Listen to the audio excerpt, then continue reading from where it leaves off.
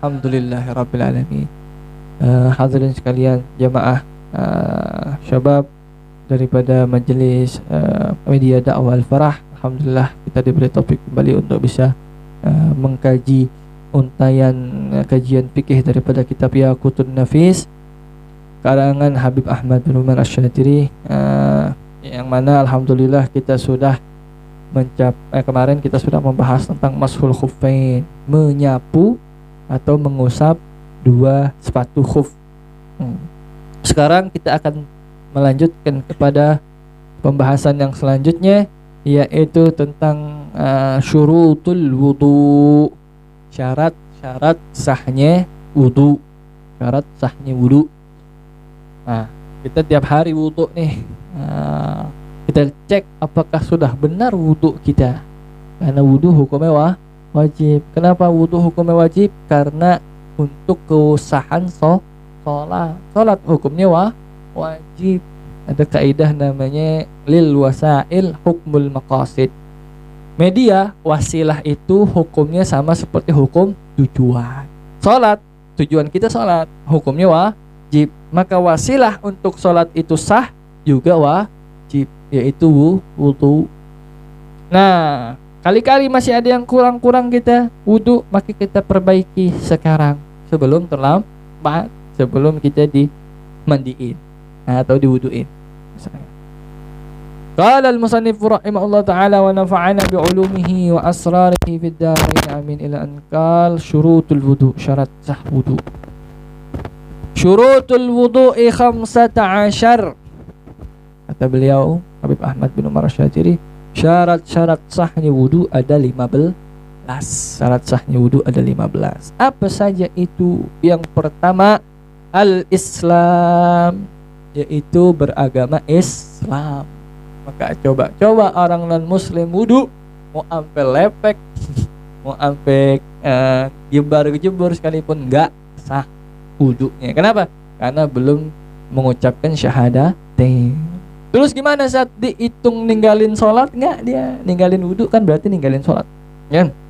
Dihitung ninggalin sholat enggak? Dihitung tetap. Ini yang podcast kemarin nih, ya kan? Gimana orang kafir masuk kepada taklif apa enggak? Dibebankan sama beban-beban syariat, hukum-hukum syariat apa enggak?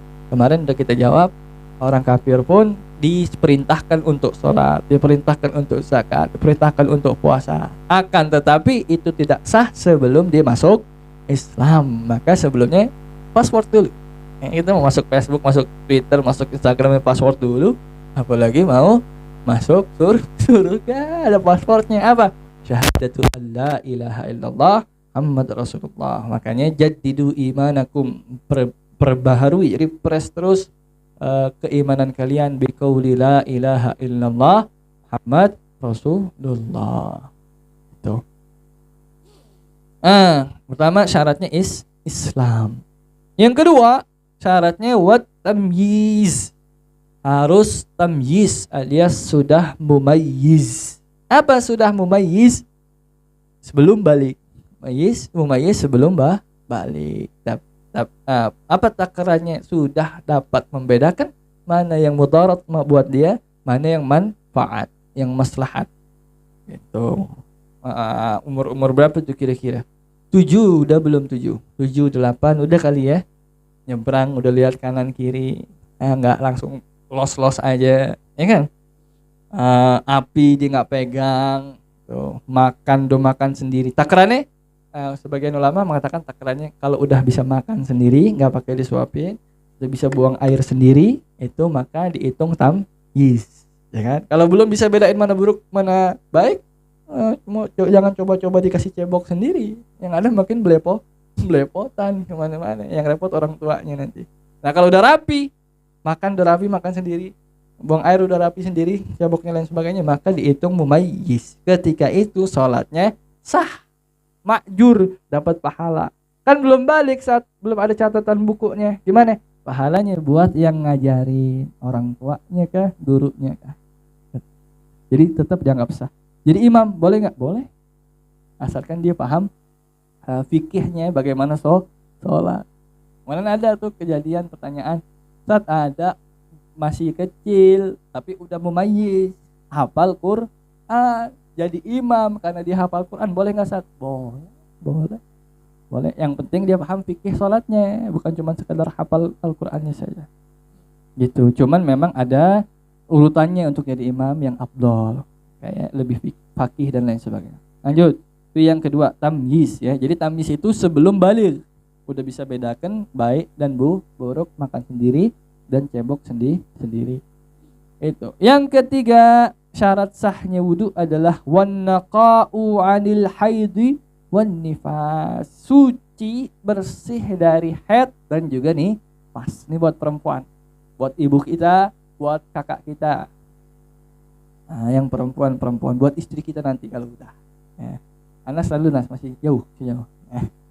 Pegang aja jadi ilmunya dulu.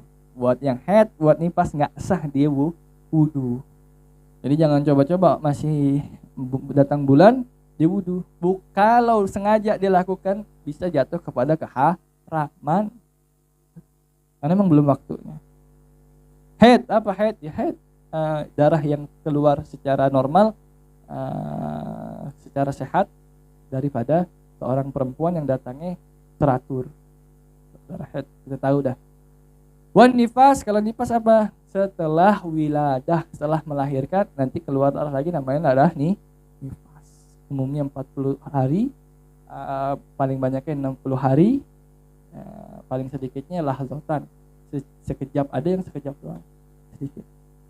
Itu maka jangan coba wudu ketika itu. Nanti sampaikan ibu, sampaikan kakak. Tapi udah tahu insyaallah mereka semua.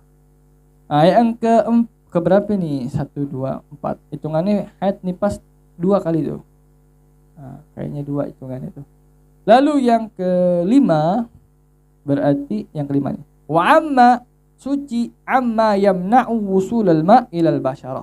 Bersih dari sesuatu, dari sesuatu yamna, yang mencegah wusulal ma', sampainya air ilal basyarah, kepada kulit. Nah, jadi syarat sahnya juga harus bersih kita dari sesuatu yang mencegah sampai kepada kulit. Air itu habis ada tip-ek, ada pulpen coret-coret sini kan, pulpen coret-coret sini di kulit kita, maka kita harus kita usap sampai bersih dulu, baru kita wudu, supaya air itu kena dengan kulit yang dicoret tadi.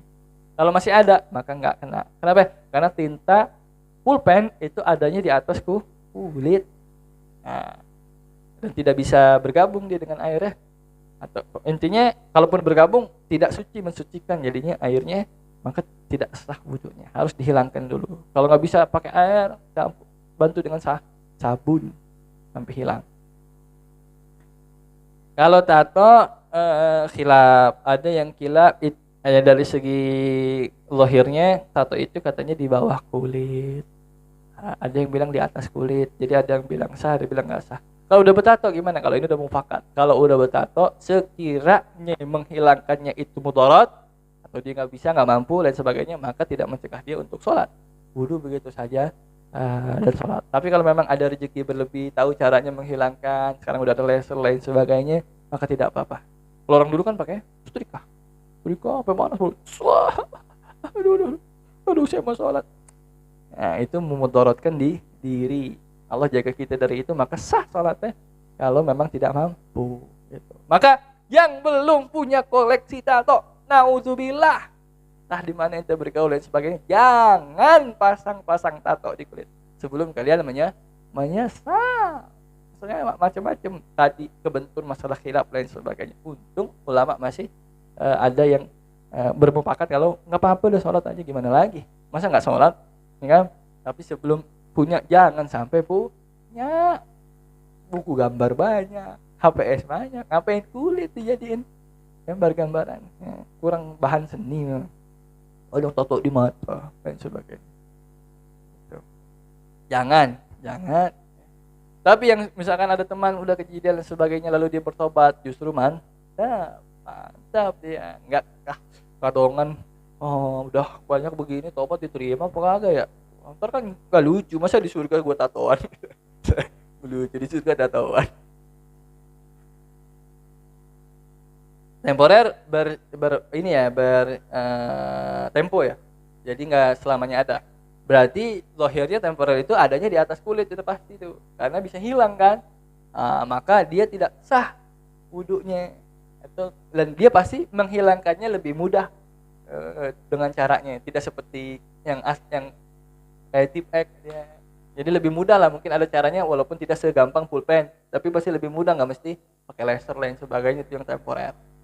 Nah, kalau udah temporer, alat zahirnya karena dia udah di ini, ketika dia nggak bisa sama sekali, maka kan pasti ada waktunya, ada tuh. Nanti dia kodok dia punya sholat. Selama dia kekadongan, aduh ngapain gua ke Bali masang, misalkan contohnya. Nggak ada kan ya? Nggak masangnya. Kali gitu nama gitu kan. Rulai. Kali gitu. Jadi CS lengket kan. Nah, kalau udah ada kandungan temporer bagaimana? Sikat lain sebagainya nggak bisa. Tapi tahu nanti ada habisnya. Dan itu memang lahirnya pasti di atas. Maka dia kodok nanti berapa lama sampai habis dia punya tinta itu. Nah, kodok itu seminggu, 2 minggu, 3 minggu. Kodok dia punya sholat selama itu. Sambil menyesal, ngapain pasang-pasang gitu. Terus nyesalnya beda tuh. Double. Pulpen juga sama. Pulpen di atas, ada bersihkan juga. Tip X, pulpen yang ada di atas kulit. Itu. Kalau mau tato makanya pakai yang itu tuh. Yoga apa namanya? Permen Yosan tuh. Yosan aja tuh. Kalau mau gaya-gayaan barangkali mau penasaran rasanya gimana? Kita Yosan nempel. Gampang tinggal dikerik dikit pakai duit gopean. Yosan. Kalau beruntung dapat huruf N lumayan, dapat sepeda itu. Yosan.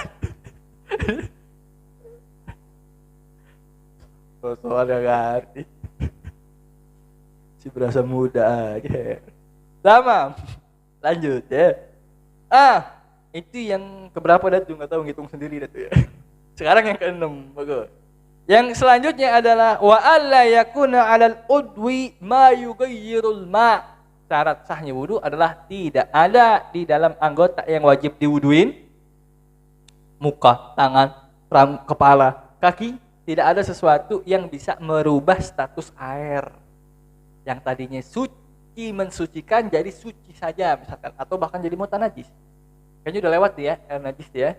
Kan ada yang suci saja, ada yang suci mensucikan. Suci saja contohnya air sabun. Air itu mau mandi wajib, tapi mau sukacita dalam kamar mandi, sabun, main balon gitu kan misalkan. Itu enggak sah buat mandi wajib atau buat wudu. Kenapa? Airnya tidak suci mensucikan. Begitu juga kalau ada di kulit kita yang spesial itu bisa merubah status air. Ada sabun di sini, ada sabun di sini. Maka hati-hati, mau wudu, mau mandi wajib, jangan pikir kan mandi wajib. Ya, keramas bahasanya kita. Kita bahasanya keramas. Berarti kalau ada yang pertanyaan, berarti kalau nggak keramas nggak sah. Enggak, justru kalau pakai keramas ente mandi sekali bilas, itu yang tidak sah. Kenapa? Karena bercampur sabun airnya, jadi tak suci mensucikan lagi. Suci saja, tidak najis tidak, tapi tidak bisa mensucikan. Apa?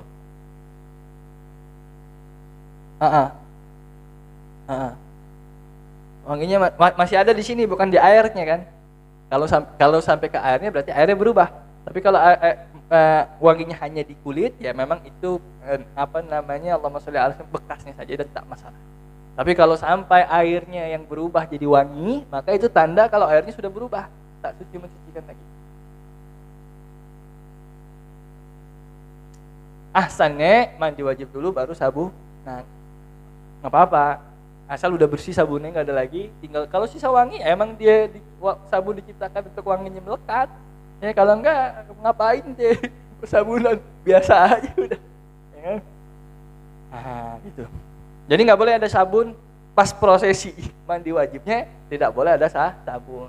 Nah, jadi kalau asalnya itu mandi dulu dah pakai air, ratain air ke seluruh tubuh. Kalau wudu, ya wudu dulu dah. Wudu dulu pakai air biasa, keran, air yang suci mensucikan, air mutlak. Baru kalau mau sabunan, sabun. Gitu. Baik, selanjutnya yang ke-7 berarti syarat sahnya wudu adalah wal ilmu bi faradiyati. Pengetahuan kita akan hukum wajibnya wudu. Kayaknya dari dulu udah tahu kalau wudu wajib. Kalau nggak wudu berarti nggak sah sholat. Kalau ada orang nggak tahu wudu itu wajib, tahu-tahu baru tahu-tahu main saya mau kayak orang itu sholat gimana sih, wudu dulu dan sebagainya, hitungannya tidak sah. Tapi kalau orang baru belajar ya dimaku dah, orang belum belajar jangan kita ente baru syahadat tadi emang tahu itu udah pernah belajar, nggak usah digituin, kabur orang. Ya aja, oh iya bagus begitu, nah ini hukumnya wajib kasih tahu, akhirnya jadi sah, ya kan? Terus itu yang kalau kita udah tahu nih, semua udah tahu nih, sah berarti ya, sampai taraf itu yang 7 sah. Yang ke-8, wa alla ya'taqida fardhan min furudihi sunnah, dan ini penting. Tidak berkeyakinan bahwasanya salah satu rukun yang wajib kita lakukan dalam wudu, fardunya, rukunnya itu kita anggap sunnah. Wah, cuci muka sunnah itu mah enggak juga, enggak apa-apa. Nah, kalau ada keyakinan gitu berarti wudunya tidak sah. Ya. Itu. Ya kan? Tapi kayaknya udah enggak ada dah yang gitu. Kan udah tahu muka, tangan, kepala, kaki. Jangan lupa sebelum niat sama tertib. Udah tahu dah. Sah insyaallah. Yang selanjutnya, yang ke-9, wal ma'ut tahur, nih yang tadi. Syarat sahnya wudu adalah air yang digunakan harus tahur. Apa tahur? Suci lagi mensucikan. Enggak boleh yang suci doang, enggak bisa mensucikan. Air Orson, Marjan tuh. Bagus banget iklannya, udah nonton loh. Ya. Wah, Marjan saking seneng ya sama iklannya, kalah FTV Indosiar. Kalah viral ya, padahal film sama iklannya bagusan iklannya, coba. Saking senengnya kita sama iklan, wah wudu pakai air Marjan, kagak sah. Jangan, yang ada dikerubutin sembuh. Nah, itu suci saja tapi tidak mensucikan. Mana buktinya suci? Boleh kita minum. Kalau najis kan nggak boleh kita minum, ya. Warnanya hijau kayak warna merah. Jadi ini saya wanti-wanti. Udah lanjutin. Jadi di bulan Ramadan nih, jangan beli sirup asal murah. Ya, ini penting juga buat kesehatan sebetulnya. Karena banyak namanya murah. Kita nanti harus curiga tuh, kalau nih buatnya dari apa ya, kok bisa harga dijual 8.000, belum pewarnanya, belum apa. Karena banyak itunya. Dari botolnya, botol bekas, kadang dicucinya nggak bersih dan sebagainya. Penting hati-hati, jangan asal murah, tapi yang penting kualitas. Nah, bekal Ramadan. Ini kiat-kiat menyambut Ramadan. Jangan beli Orson sembarangan. Itu. Ngapa ke situ-situ tadi? Air suci mensucikan. Jadi air apa yang digunakan wudu? Air padasan, air keran, air aqua boleh. Ada air gunung langsung deh, nggak pakai campur-campuran. Walaupun ada manis-manisnya. Beli mineralnya, ada manis-manisnya kan. Itu. Jadi nggak apa-apa. Kalau lain nggak boleh. Apalagi air mutanajis. Makanya kayak tadi di salah satu musola, ya. Di salah satu musola ada ember ditaruh di bawah keran. Orang wudu di situ. Air mustakmal, suci mensucikan saja. Takutnya orang nggak tahu. Buat kencing dikiranya air suci. Ini air keran wudu, bawahnya taruh ember. Kan air bekas wudu kita nampung ke situ. Air bekas wudu itu tak bisa mensucikan lagi, namanya air mustakmal. Bekas pakai. Enggak boleh pakai wudu, enggak boleh pakai mensucikan najis. Takutnya taruh di situ, orang enggak tahu, dipakai buat nyebok. Nah, masih jadi suci enggak? Enggak bisa mensucikan lagi. Maka kalau bisa dipindahin. Tamam. Itu yang keberapa itu? 9. Baik. Sekarang yang ke-10. Ingat ada 15 soalnya. Yang ke-10 adalah wa izalatun najasah al-ainiyah. Sebelum wudu tentunya harus hilangkan dulu najis yang kelihatan. Ainiyah. Najis kelihatan. Ada bentuknya. Kotok misalkan. Kotok ya? Itu kotak ya, atau apa cicak lain sebagainya, atau ompol adik kita misalkan cipratan di sini masih ada bentukannya, cuci dulu, bilas dulu sampai bersih, baru wudu. Jangan langsung wudu dalam keadaan begitu, kecuali najisnya hukmiyah. Ini namanya najis ainiyah tadi, kelihatan. Ada najis hukmiyah, hukumnya doang. Gimana? Udah kering, ompol adek, tapi udah dari minggu lalu. Kita belum basuh. Mau langsung wudu bisa nggak? Boleh, kan udah kering. Udah nggak ada warnanya, udah nggak ada baunya, udah nggak ada bentuknya. Ya. Maka kalau mau langsung wudu boleh. Sekali wudu sekaligus mengangkat najis. Itu kalau hukmiyah. Tapi kalau kelihatan jelas di situ, maka jangan langsung wudu gitu. Yang ada ente luluran namanya tuh. Ya kan? Bersihkan dulu, baru ente wudu dengan rapi. Ingat, bersihin dulu. Sama, muntah hukumnya najis karena asalnya dari maidah, lambung. Wah, itu najis, sama seperti yang keluar dari tempat lainnya. Gak usah ingat masa lalu, udah biarin yang lalu biar berlalu. Yang masa depan itulah milik kita. Ya, jadi muntah itu hukumnya najis. Itu. Baik. Allahumma sholli ala sayyidina Muhammad. Iler gimana iler? Iler ada dua jenis iler. Iler ada yang dari dalam lambung tadi, memang udah masuk dalam, yang biasanya kalau udah tidur udah nyampe di mana tuh, mendengkur, udah tibrak banget. Nah, iler itu biasanya dari dalam perut. Itu hukumnya najis. Tapi kalau bagian ini, bagian ludah nih dan sebagainya itu tidak najis. Kalau udah dari beda dah baunya, ente tahu dah. Iya, tidur misalkan ya, lagi duduk. Kalau lagi biasa nggak tidur, ilernya nggak najis, nggak mungkin. Kalau keluar dari sini. Tapi kalau lagi tidur tuh yang bahaya. Jangan, gak usah sayang-sayang, buang aja itu. Ini najis tuh. Selama udah keluar. Kalau belum keluar ya nggak najis. Orang ada orang gitu. Ente sholat, emang sah sholat bawa najis? Ya enggak lah, makanya saya bersih-bersih. Ente itu di perut emang gak bawa najis? Karena nggak ada orang begitu, salah.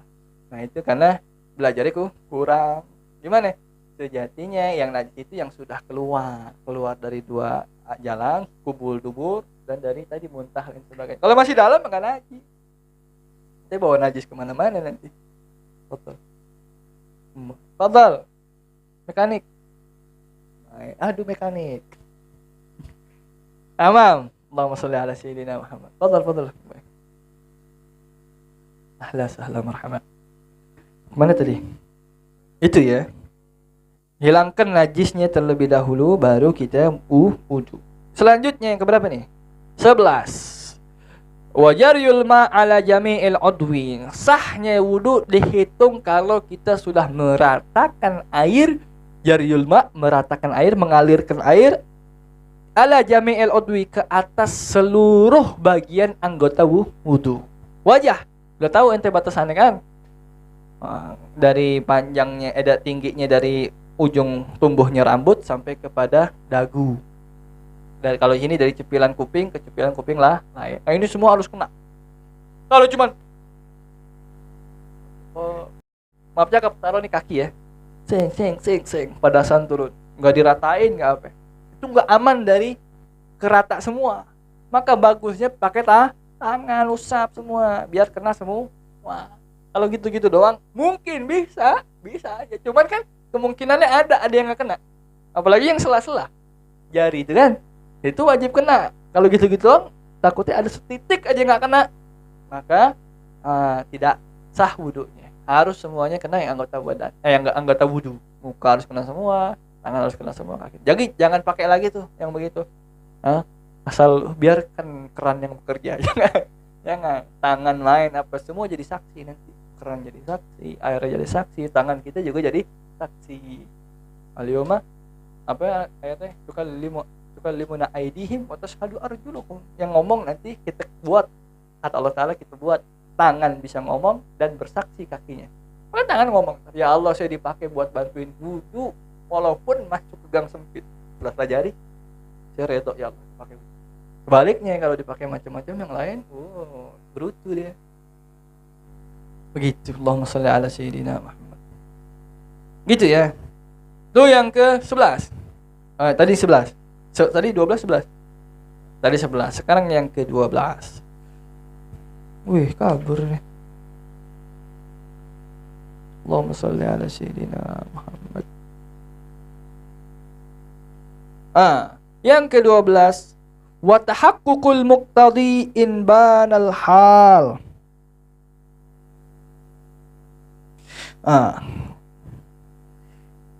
Tahaqqukul muqtadi in banal hal. Memastikan tahaqqul muqtada al-muqtadi, memastikan hal yang memang mewajibkan kita wudu. Apa? Hal-hal yang batalkan wudu. Maaf cakap, buang air besar, buang air kecil, sentuhan yang batalkan wudu itu kita harus pastikan benar nggak kita lagi tidak dalam keadaan wudu, udah batal apa belum, menyentuh kemaluan.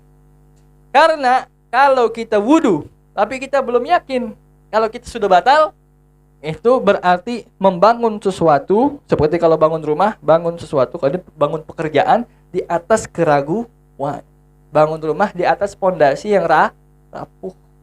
Tuh. Maka harus dipastikan dulu tadi kita udah batal apa belum, gitu. Nah, kalau nggak bisa pastikan, aduh gimana nih nggak bisa mastiin, saya lupa tadi ragu-ragu, maka pastikan ketika itu. Gimana caranya pastikan ketika itu? Gampang. Lagi-lagi tangan yang berbaik. Nih ilmu nih. Kan menyentuh kemaluan membatalkan wudu. Maka kalau ente ragu ketika itu, saya udah batal apa belum wudu saya? Cari, ngumpet-ngumpet tapi jangan depan orang. Batalkan wudu dengan itu, menyentuh kemaluan.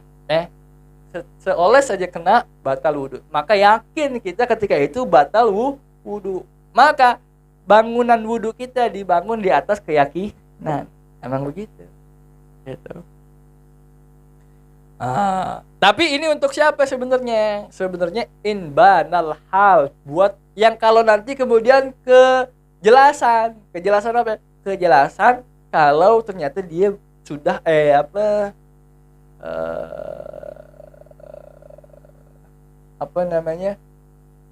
Allahumma sholli ala sayyidina Muhammad, sudah batal. Kalau dia sudah batal tadi, kenapa? Kan masih ragu nih.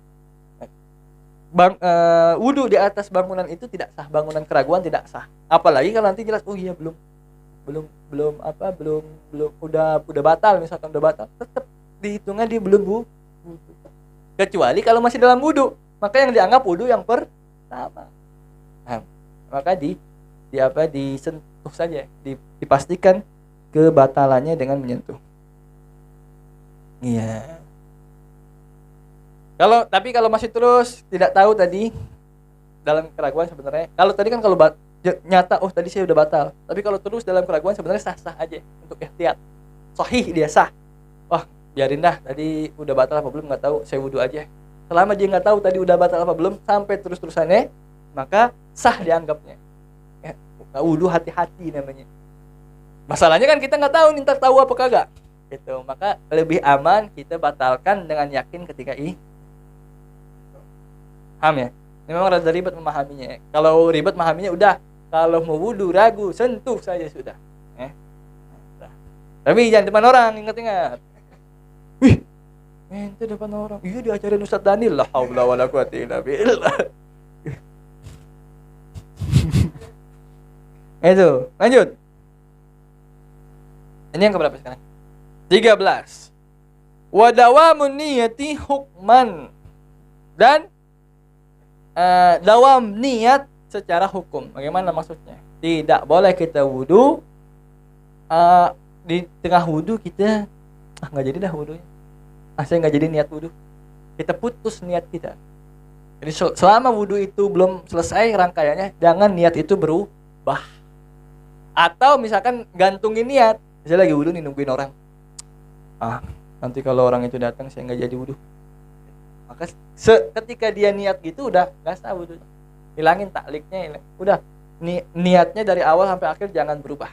Ini mah gampang sebenarnya, nggak kita selalu nggak masa berubah, ngapain sih berubah niat wudu.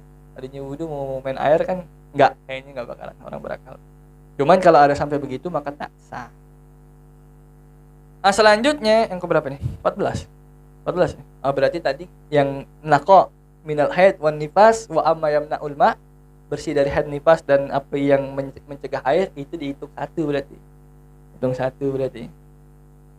Berarti ini enggak dong kalau itu dihitung 1, 13 kurang. Ini 13, benar. Iya dah, 13. Wa adamu ta'liqiha, dan ini 13 nih, benar. Ya, hitung diri dah. Yang penting syarat-syaratnya ini sudah catat. Selanjutnya wa adamu ta'liqiha, dan tidak digantungin niat seperti tadi tuh. Yang Anda contohin, tidak digantungin niat. Kalau teman saya datang si Sano, saya lagi tengah wudu, saya batalin wudunya, nggak mau jadi wudu. Nah itu ketika dia ngucap dalam hati dia begitu, niat begitu, udah tidak sah wudu. Hilangin ta'liq kayak gitu. Nah, lalu selanjutnya syarat sah selanjutnya ini dua terakhir ini khusus untuk yang daimul hadas. Hadasnya terus menerus. Apa contohnya salisil baul, kencing terus-terus, nggak ada klepnya, ngocor aja terus tanpa dia sadari. Ada orang penyakitnya gitu. Atau kentut terus, kalau kentut kayaknya enggak, yang paling umum kencing terus. Atau orang yang istihadah, perempuan keluar darah tapi bukan karena haid, sakit. Nah, itu namanya daimul hadas juga. Dua syarat terakhir ini khusus untuk yang macam begini, daimul hadas. Apa syaratnya? Yang pertama, dukhulul waqti, telah masuk waktu sholat. Ente mau sholat asar, daimul hadas, sipulan daimul hadas mau sholat asar, maka dia wajib wudunya itu ketika sudah waktu asar, masuk waktu asar, azan berkumandang, atau ketika bayangan itu sudah 2 kali lipat dari panjangnya, 2 kali lipat dari bendanya lebih sedikit. Kalau enggak udah azan dah, azan asar gitu. Maka kalau orang daimul hadas, wudunya harus ketika itu. Enggak boleh sebelumnya, sebelum waktu. Yang sebelum enggak dianggap. Nah, dia harus masuk waktu. Dan satu wudu, satu sholat wajib buat daimul hadas. Enggak boleh berulang-ulang. Kalau kita kan yang normal gini, satu wudu bisa buat macam-macam sholatnya. Sholat wudu maghrib bisa dipakai isya. Tapi kalau orang daimul hadas, wudu maghrib ya untuk wudu maghrib aja. Ntar isya wudu lah lagi. Jadi syaratnya dukhulul waqt, masuk waktu. Lalu selanjutnya syarat yang terakhir untuk daimul hadas, syarat kedua khusus untuk daimul hadas adalah wal mualah, terus menerus continue wudunya, basuhannya. Apa maksudnya? Sekiranya ketika kita berpindah kepada anggota wudu yang lain, membasuhnya, anggota wudu yang pertama sebelumnya itu tidak kering. Kita basuh muka pertama, habis itu kan tangan. Pas kita mau pindah ke tangan, jangan nungguin kering yang ini. Jemur dulu di atas matahari biar kering. Atau kita ngobrol dulu, ngopi dulu, rokok dulu segala macam. Baru langsung lanjutin kanan, maka itu buat daimul hadas tidak sah. Buat kita khilaful aula namanya, makruh. Kita yang enggak daimul hadas boleh kita. Mau wudu, muka dulu. Ngopi dulu, ada film nonton dulu, baru tangan, ntar istirahat dulu, mencatur dulu, baru lagi rambut atau kepala, baru ntar kaki. Boleh, sah. Cuma makruh atau khilaful aula namanya tepatnya. Nggak usah dah begitu-gituan, ngapain sih, tala'ub biddin namanya, main-main. Nah, ini kepake buat apa? Buat pengantin baru. Nanti kalau yang menikah ya, baru. Ntar dah kalau udah pengen nganten, nanya lagi ntar. Jangan sekarang. Itu dia syarat sahnya wudu. Jumlahnya ada 15. Maka perhatikan betul-betul ya. Yang paling poin tadi apa? Kita tahu kalau hukumnya fardu, tidak ada yang semuanya wajib kita telaah pada diri kita, benar nggak kita udah merealisasikan ke 15-nya itu sebelum kita wudu atau ketika kita wudu. Kalau belum ada yang kurang, maka tidak sah wudunya. Secara otomatis sholatnya pun tak sah. Maka perbaiki. Insya Allah mudah-mudahan semuanya wudunya udah betul. Ramadan 2 tahun lalu kalau nggak salah ya, yang pesantren kilat ya, kan diajarin semua. Insya Allah sudah rapi semua. Mudah-mudahan kita perkuat aja lagi sekarang. Wallahu a'lam bishawab.